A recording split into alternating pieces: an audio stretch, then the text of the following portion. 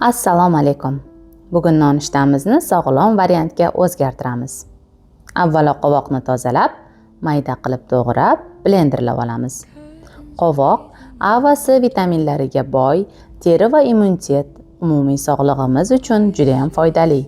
Qovoqni ustiga 3 ta tuxum chaqib, yana blenderlashda davom etamiz. Tuxum bu toza protein, u bizni uzoq vaqt to'q tutadi.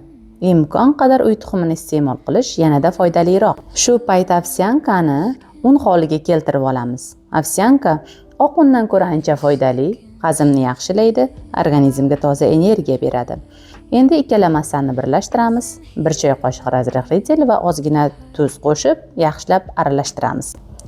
Bir xil suyuqlikdagi massa hosil bo'lgach, qizgan skоворodkaga 1 cho'michdan quyib, bir tomoni qizargach ag'darib, ikkinchi tomonini ham pishirib olamiz. Mana qovoqli oltin rangli pankeklarimiz. Sog'lom ovqatlanish bu faqat ozish uchun emas, bu kelajak uchun eng muhim investitsiya.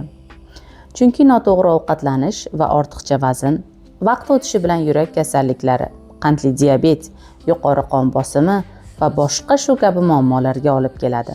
Bundan tashqari, bo'g'im og'riqlari va umumiy holsizlik ham aynan shu odatlardan boshlanadi. Sog'lom turmush tarzi esa dori ichib umrni uzaytirishdan ko'ra ancha to'g'ri va tabiiy yo'l. Yoqimli ishtaha.